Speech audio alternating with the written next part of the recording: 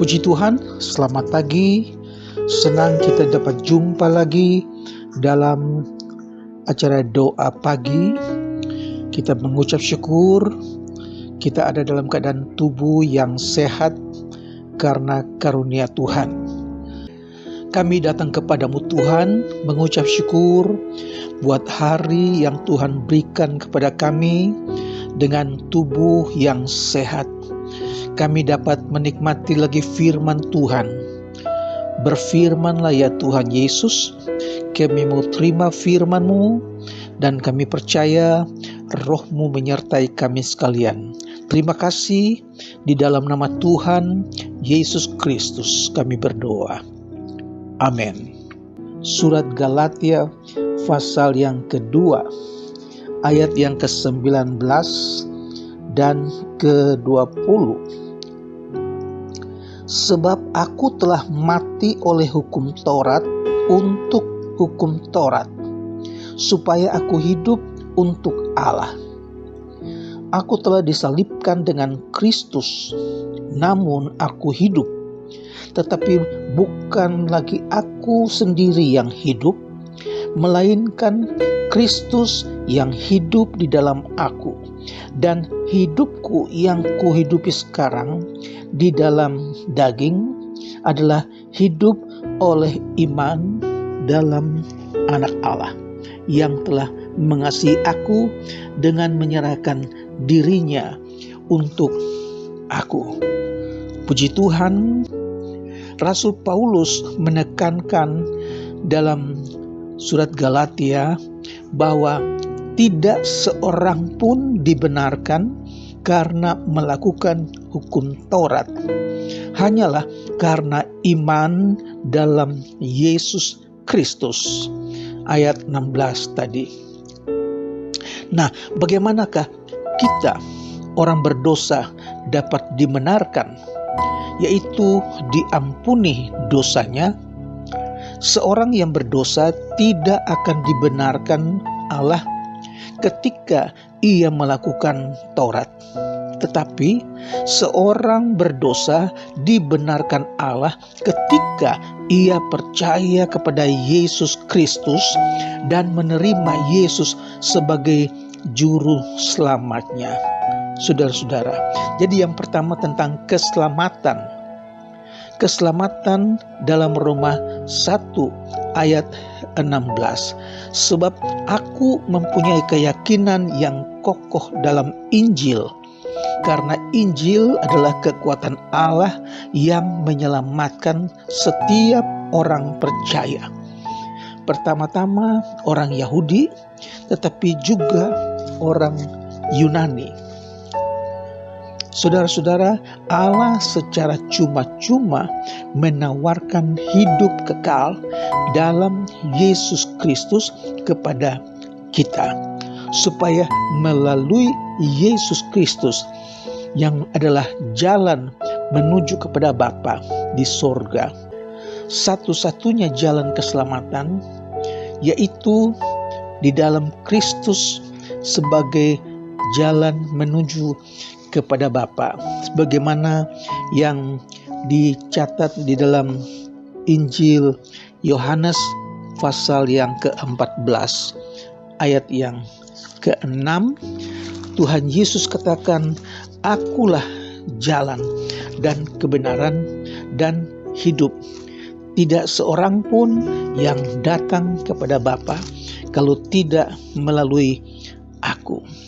Yesus memproklamirkan dirinya adalah satu-satunya jalan untuk mencapai surga. Tidak ada jalan lain. Oleh sebab itu, saudaraku, kalau kita percaya kepada Yesus, maka kita akan menerima jalan keselamatan. Haleluya. Yesus sudah menebus dosa kita dengan kematiannya di kayu salib. Darahnya dicurahkan membayar dosa-dosa kita, saudara-saudara. Dalam Injil Markus pasal yang ke-10 ayat 45. Karena anak manusia datang juga bukan untuk dilayani, melainkan untuk melayani dan untuk memberikan nyawanya menjadi tebusan bagi banyak orang. Sekali lagi, karena Anak Manusia juga datang bukan untuk dilayani, melainkan untuk melayani dan untuk memberikan nyawanya menjadi tebusan bagi banyak orang. Kita ditebus oleh Yesus Kristus dengan nyawanya. Dia mencucurkan darahnya di salib supaya kita ditebus. Dosa-dosa kita yang seharusnya kita yang bayar, tapi kita tidak dapat bayar. Yesus yang bayar dengan nyawanya. Kita sebagai orang-orang berdosa yang sudah percaya kepada Yesus, berarti kita dibenarkan di hadapan Allah. Kita dijadikan benar. Kita dibenarkan di hadapan Allah merupakan satu karunia, saudara-saudara. Jadi setelah kita percaya kepada Yesus, Allah membenarkan kita. Haleluya. Tanpa kita beriman kepada Yesus, maka Allah tidak menerima kita. Allah tidak mengenal kita. Tetapi ketika kita percaya kepada Yesus dan menjadikan Yesus sebagai juru selamat, maka Allah membenarkan kita di hadapannya. Dalam Roma pasal yang ketiga, ayat yang ke-23 dan 24 berkata, karena semua orang telah berbuat dosa dan telah kehilangan kemuliaan Allah, dan oleh kasih karunia telah dibenarkan dengan cuma-cuma karena penebusan dalam Kristus Yesus. Puji Tuhan, sekali lagi, karena semua orang telah berbuat dosa dan telah kehilangan kemuliaan Allah, dan oleh kasih karunia kita telah dibenarkan dengan cuma-cuma karena penebusan dalam Kristus Yesus. Saudara, catat, cuma-cuma. Bukan dengan emas perak kita bayar, bukan dengan perbuatan baik kita bayar, tapi gratis, cuma-cuma. Yesus telah menyerahkan nyawa supaya kita yang sebenarnya tidak diakuinya sebagai anak-anak Allah, tetapi karena penebusan Yesus, Yesus menyerahkan nyawanya, maka kita dibenarkan Allah dengan cuma-cuma. Haleluya. Dalam firman Allah, Rasul Paulus katakan, aku telah mati untuk hukum Taurat. Dalam Matius pasal 5 ayat yang ke-17 katakan, janganlah kamu menyangka bahwa aku datang untuk meniadakan hukum Taurat atau kitab para nabi. Aku datang bukan untuk meniadakannya, melainkan untuk menggenapinya. Itu sebabnya dalam Galatia pasal yang kedua ayat yang ke-19 katakan, aku telah disalibkan dengan Kristus. Semua orang percaya telah disalibkan bersama-sama Yesus di kayu salib. Mereka telah mati terhadap hukum Taurat sebagai jalan keselamatan dan kini hidup untuk Allah melalui Kristus. Puji Tuhan, saudara-saudara. Kita berterima kasih untuk pengorbanan Yesus. Kita berterima kasih buat penyerahan nyawa Yesus di atas kayu salib.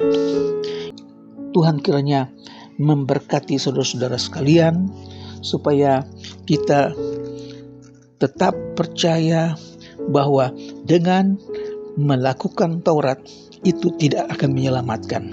Yang akan menyelamatkan kita yaitu kita percaya kepada Tuhan Yesus, melakukan firman Tuhan. Tuhan kiranya menolong kita, Tuhan kiranya memberkati kita, dan kita sadar bahwa kita telah disalibkan bersama-sama Yesus di kayu salib, dan kita hidup untuk Tuhan Yesus. Haleluya. Dengan iman kepada Yesus, percaya kepada Yesus, berarti kita telah menyalibkan diri kita di kayu salib bersama-sama dengan Yesus, dan kita hidup untuk Allah. Puji Tuhan, Tuhan kiranya memberkati saudara-saudara di hari yang baru.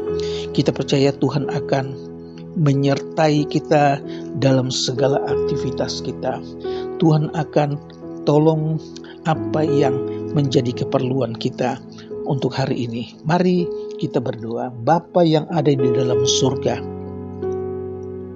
kami mengucap syukur di hari yang baru ini kami masih bisa mendengar firman Tuhan, bahwa hidup kami adalah untuk Tuhan, sebab kita telah mati oleh hukum Taurat, untuk hukum Taurat, supaya kita hidup untuk Allah.